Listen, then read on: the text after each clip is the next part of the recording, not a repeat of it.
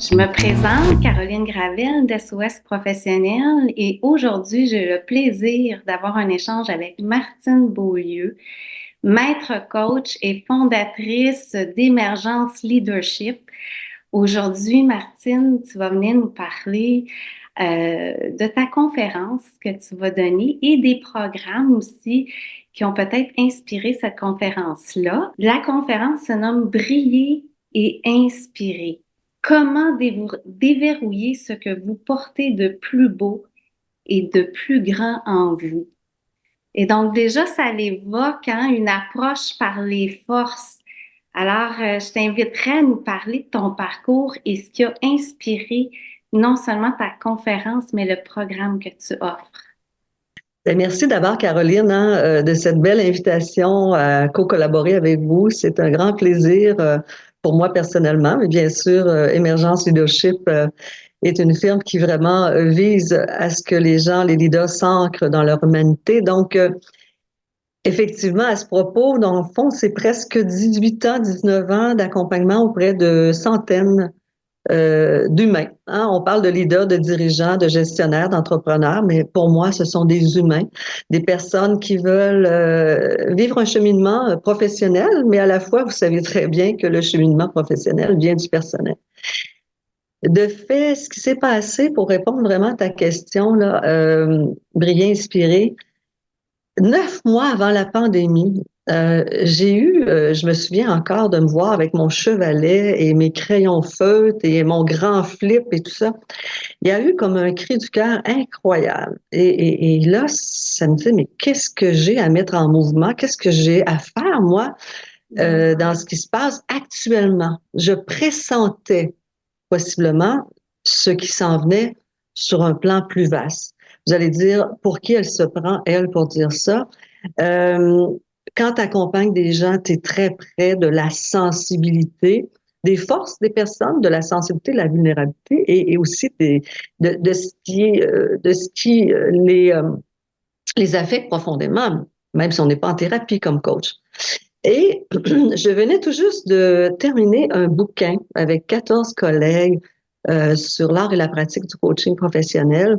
Et ça m'avait amené à faire encore plus de recherches sur l'individualité, le développement de l'humain, ce que je fais depuis 30 ans au fond. Mm. Et tout à coup, ça vient ça, tête, cœur, corps, tête, ouvrir l'esprit pour amener les gens dans un meilleur équilibre sur le plan de l'esprit, meilleure réflexion avec eux-mêmes, une qualité d'esprit plus ancrée dans la présence, le cœur, ouvrir le cœur, mais les émotions, qu'est-ce qu'il y a dans ça? Donc, le cœur qui veut parler, qu'est-ce qu'on en fait avec? Et ensuite, le corps qui veut mettre quelque chose en mouvement. Et là, ça me disait, fais quelque chose avec ce qui t'a toujours euh, fasciné dans ta pratique de coach. Donc, d'ouvrir l'esprit, ouvrir le cœur, ouvrir la volonté. Et là, je me disais, mais qu'est-ce qui fait que c'est si fort? Ça s'inscrit donc bien facilement, cette conférence-là. Alors, elle s'est créée en 48 heures, puis c'est après coup, hein, parce qu'on dit toujours que on comprend les choses après l'avoir expérimenté, l'avoir vécu et tout ça. Pourquoi moi faire ça? Pourquoi briller, inspirer? Ça fait un peu kitsch, briller, inspirer. Mais j'ai pas douté une minute du thème de la conférence. Et je me disais, pourtant, t'aimes ça, travailler dans l'humilité? J'ai pas douté. Et ça y allait comme ça. Alors donc, là, je vais répondre vraiment au cœur de ce qui est là, de ce qui était là.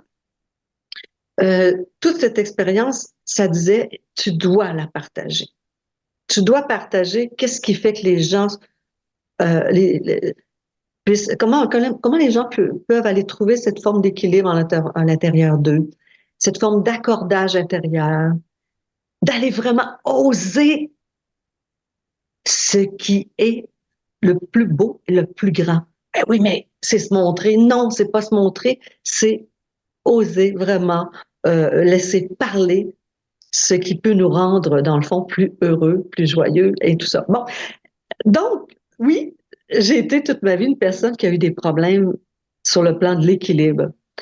J'ai vraiment subi de plusieurs fois des vertiges rotatoires. Donc, ça a été très validant dans ma vie. D'autres ont d'autres problèmes. Moi, c'était le problème de ma vie. C'était par là que je devais comprendre qu'est-ce qui faisait que je tombais dans ces pertes d'énergie comme ça, mais subites, qui duraient un court moment, mais qu'après ça, je remontais toujours la pente comme ça. Et c'était de voir finalement toute la qualité de son socle émotionnel, toutes ces fondations sur le plan des émotions, sur comment je laisse parler ces émotions, qu'est-ce que j'en fais avec elles, et de fait, un milieu souvent où est-ce qu'on a appris à plus laisser, je dirais, taire cette partie-là au profit d'être un bon enfant, d'être une bonne personne. Donc, d'être bonne, c'est important pour moi. Donc, de ces forces, de cette puissance de vivre que j'ai trouvée dans ma part qui me tenait plutôt en retrait ou en difficulté de reprendre pied sur mes activités. Ah, ça durait des courts moments, mais c'est arrivé quand même plusieurs fois. J'ai vu finalement qu'il y avait une forme probablement d'anxiété qui était logée en moi depuis très, très, très longtemps, mais dont moi, j'ai nié ça. Et j'y suis arrivée à me dire, ah, un jour, j'ai compris que j'étais une personne hypersensible et ça a tout réglé. Ça l'a Mhm. Mhm. fermé la boucle. Ça a dit, tu es comme ça, accepte-le. Et au contraire, vois tout ce que tu portes euh, à, à cause de ça. Et de fait, j'accompagne des dirigeants qui ont vraiment un très haut niveau de sensibilité. Ils viennent me chercher. Alors, je me dis, pourquoi ils viennent chercher moi? Même s'ils ont des fonctions, hein, de diriger des 100, 200, 300 personnes. Finalement, ça me sert tellement aujourd'hui. Donc, c'est ce désir pour moi d'aider les gens, je pense, à leur donner des bons outils, des bons astuces, comment ils peuvent aller chercher en eux-mêmes cette base d'équilibre, de paix intérieure, de plénitude, parce qu'au fond, on a tous notre chemin à faire. Oui, puis je trouve que c'est un des paradoxes de la vie, hein, de découvrir que souvent nos plus grandes forces sont dans nos vulnérabilités. Et donc, toi, tu as su utiliser les défis, les obstacles de ta vie et de les transformer en opportunités. Ce qui m'amène à parler un petit peu du programme que tu offres. Parce que c'est tellement un beau programme, puis je trouve que c'est tellement à point. Parce que, en grande partie, tu accompagnes des entrepreneurs, des gestionnaires, des professionnels qui ont des positions de leadership dans les organisations. Puis comme il y a une grande émergence, hein, d'entrepreneurs actuellement avec tous les changements qu'on a pu vivre dans les dernières années, je trouve que c'est à point, c'est tellement à point. Fait que ce qui m'amène à parler des trois parcours rapidement que tu offres. Chacun répond à un besoin particulier, comme on disait, que ce soit les nouveaux entrepreneurs ou les gens qui ont déjà une position dans une entreprise établie.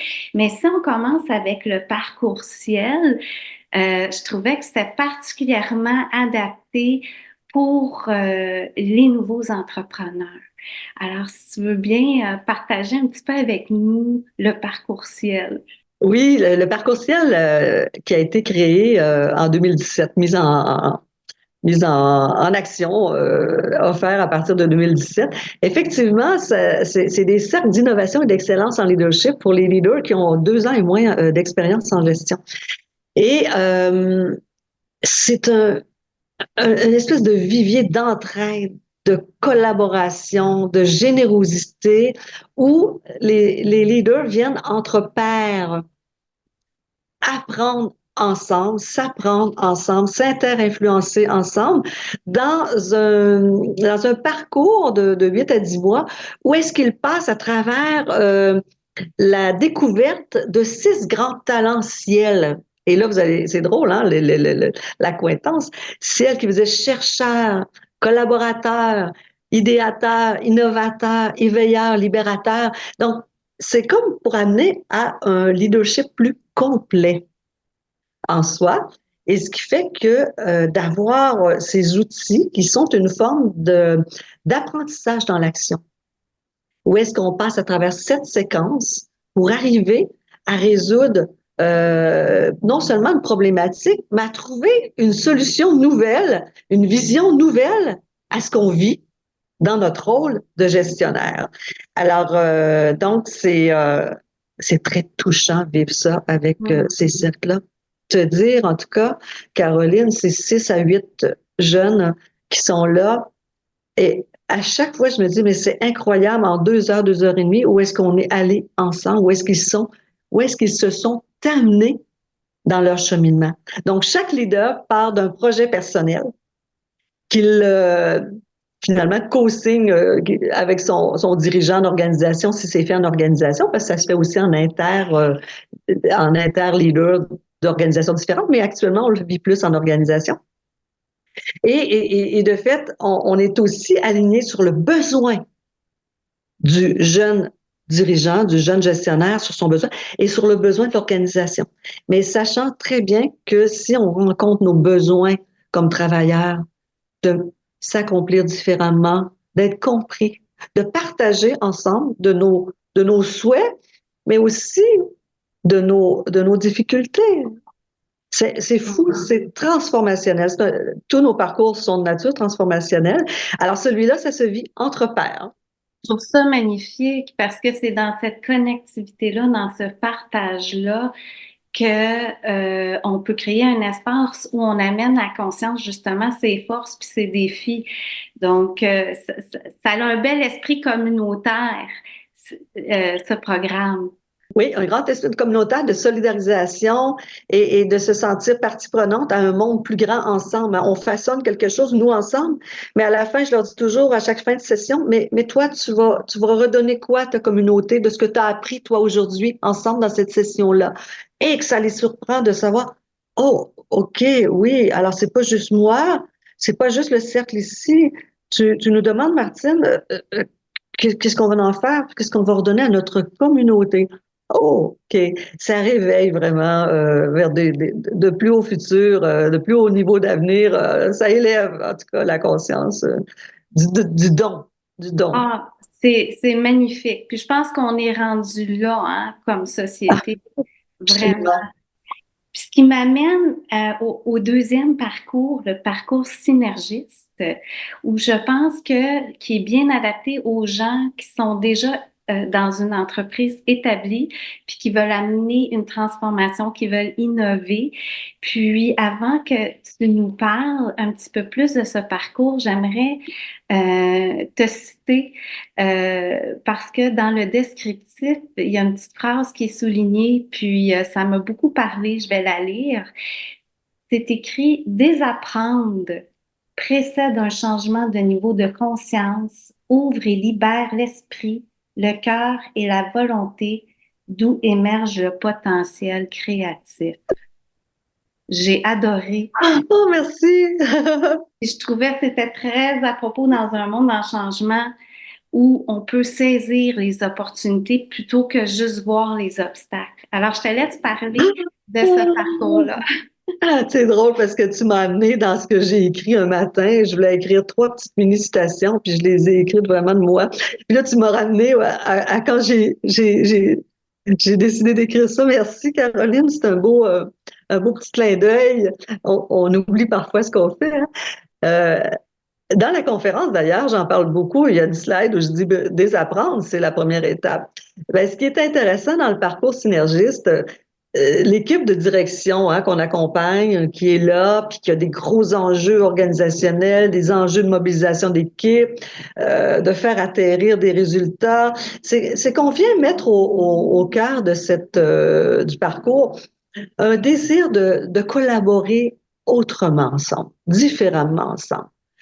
Atteindre, oui, des résultats, bien sûr, mais performer autrement dans le sens de se relier dans ce qu'on porte, encore une fois, de plus fort pour créer une dynamique différente en équipe. Donc là, on installe la co-responsabilité, la co-collaboration, la co-création.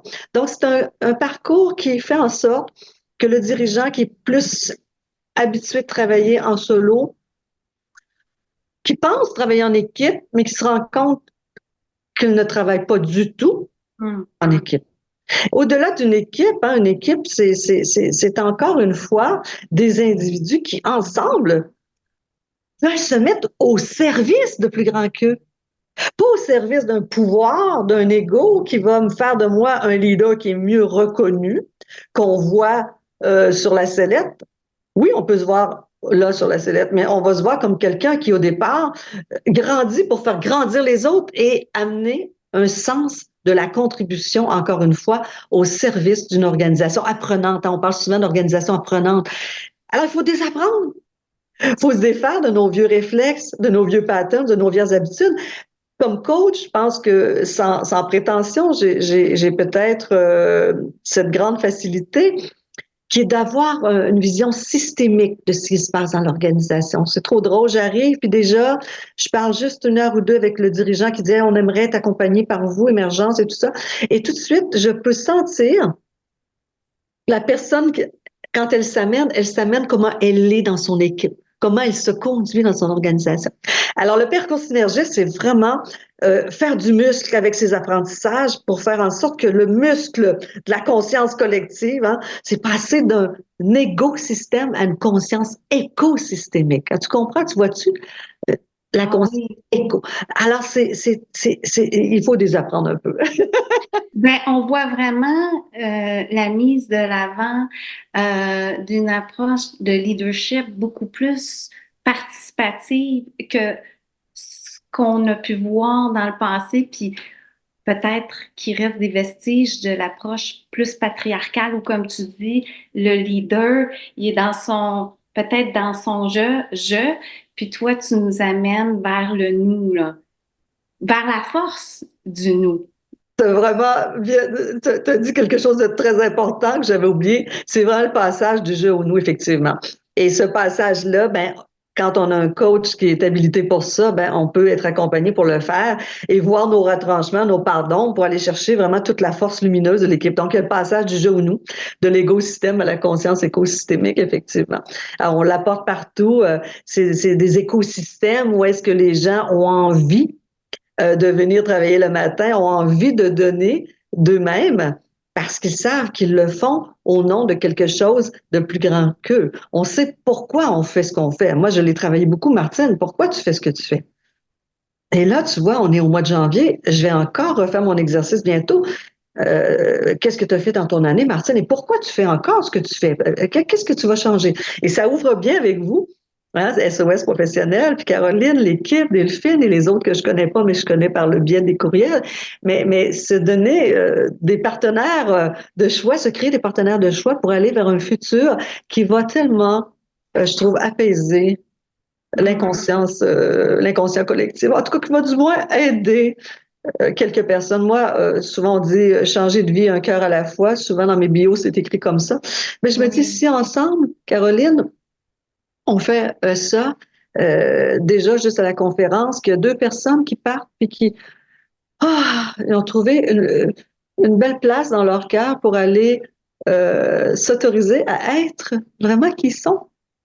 Oui, puis d'être le changement qu'on veut voir Oui. s'opérer dans le monde, comme tu dis si bien.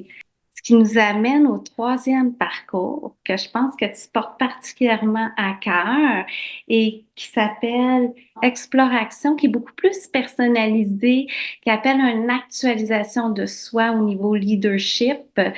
Et donc, comme c'est si bien dit, c'est que ça part de soi. Hein? On le retrouve dans tous les parcours, mais là, il y a vraiment un beau focus mis de l'avant sur ce travail qui est nécessaire, je pense, qui Mm. est un examen de conscience de soi pour mieux Mm. avancer. Je me sens choyée, en tout cas, Caroline, d'être ici pour parler de ça, puis parler de ce que tu viens d'ouvrir avec moi. Je dois te le dire avant juste d'en parler. Je me sens vraiment choyée, privilégiée. Merci encore. C'est partagé, c'est Oui, partagé. parce que je sens là, tu animes chez moi en tout cas ce qui est maintenant dans ma grande part de legs. Bon, je suis dans ce stade-là depuis quelques mois. Nouvellement grand-maman aussi, puis je vais avoir un autre petit enfant qui va arriver au printemps. J'ai deux belles filles, donc Oh, magnifique. et c'est ça, deux belles filles, pas deux belles filles, mais mes filles à moi, parce que des fois. Oui. Et je sais pas qu'est-ce qui fait que ça pousse autant par en dedans pour moi de faire ce voyage vers soi sous forme d'un guide d'autogestion de soi. Euh, Ça fait longtemps que j'explore l'expérience humaine, le comportement de l'humain, dans ses attitudes, dans ses retranchements, dans sa beauté, dans ses ondes d'ombre. Et c'est encore une grande passion pour moi de voir comment, finalement, on peut arriver à se transformer soi-même. On peut y arriver. Et ce livre-là, ce voyage vers soi, je parlerai un petit peu plus de comment je pense aller avec ça, mais ce printemps va aboutir ce livre qui est presque, qui est assez avancé. C'est très responsabilisant Mm. de dire je fais le voyage. Hein. C'est un gros, un, un grand engagement avec soi-même que de choisir Mhm. un jour de le faire, le voyage. Donc, ce livre-là est interactif. C'est comme si je communique avec les gens du début à la fin. C'est comme si je leur faisais vivre, j'ai réalisé ça dernièrement, la même chose que je fais en présentiel avec mes clients ou dans des dialogues sur Zoom ou quand je fais des présentations, je fais vivre toujours des expériences aux gens, moi, pour apprendre d'eux. Alors, c'est une approche dite expérientielle, d'apprentissage dans l'action. Puis, oh, qu'est-ce qui est arrivé après? On regarde le processus, qu'est-ce qui s'est passé? Et là, ça s'écrit de soi. Je dis, mais voyons donc, mais qu'est-ce qui fait que c'est aussi facile? Donc, le voyage vers soi, s'épanouir et vivre l'harmonie au quotidien, un guide d'autogestion de soi pour découvrir l'art de se créer soi-même. Mm. Au cœur de ça, c'est comment je peux être acteur, comment je peux être scénariste, comment je peux faire une mise en forme, comment je peux créer euh, cette capacité en moi de m'inventer, de me renouveler, de me rendre disponible à mon développement, mais à ma transformation. Alors, écoute, ces 5 mouvements à travers lesquels je fais passer mon lecteur, se reconnaître, hein, pour aller voir vraiment qui j'ai été pour être ce que je suis aujourd'hui. OK? Pour aller voir la conscience de ses aspirations. Ensuite, on va aller voir pour se connecter, pour aller voir l'état de conscience de ses intentions. Qu'est-ce que je veux vraiment, moi, dans la vie? Ensuite, je fais vivre le mouvement de s'éprouver soi-même pour aller trouver la puissance du pouvoir transformateur dans sa vulnérabilité. Alors, Mm. je dis même dans mon livre, c'est s'appuyer sur la force déstabilisante de sa vulnérabilité. Et ensuite, quand on passe à travers l'épreuve de soi, ben, on peut aller se découvrir pour aller trouver un état de transcendance, de distanciation, de se voir maintenant à distance avec tout l'échafaudage des possibles, comme je dis dans mon livre.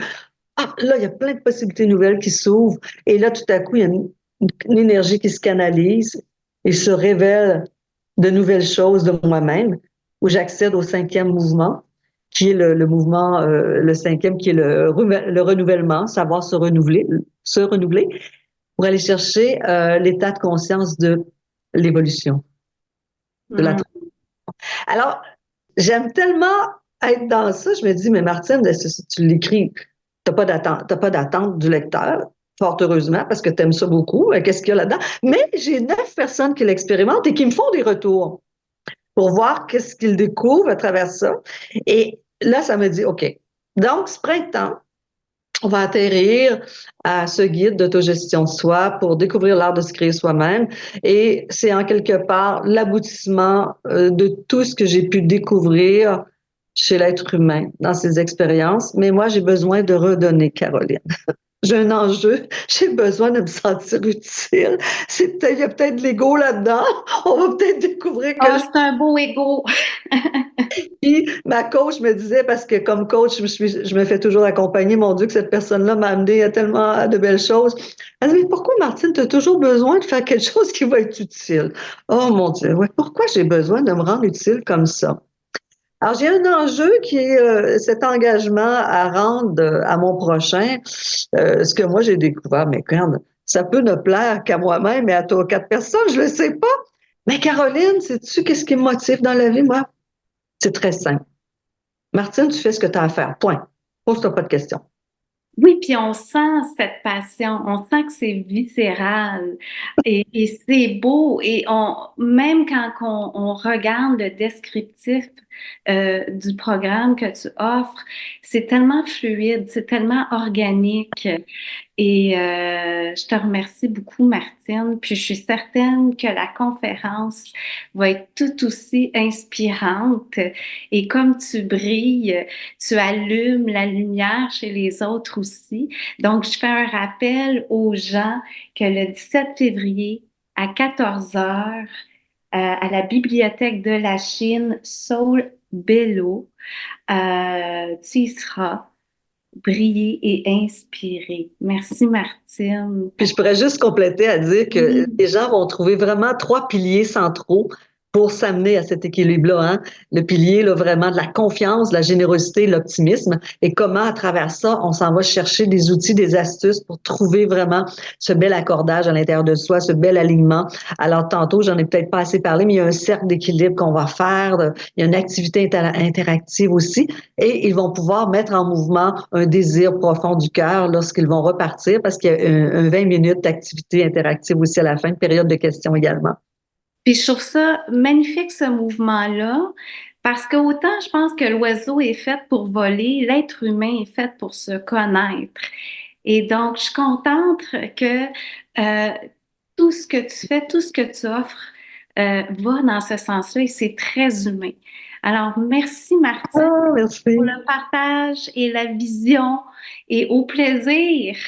J'aimerais bien y assister à cette conférence. J'ai très hâte, hein? J'ai très, très hâte. Merci infiniment à toi, Caroline, pour ce bel entretien, cet échange cœur à cœur. Ça m'a beaucoup plu, vraiment. Merci à SOS Oui. Professionnel et à toute l'équipe aussi. Oui, Merci, au OK. plaisir. Oui, super.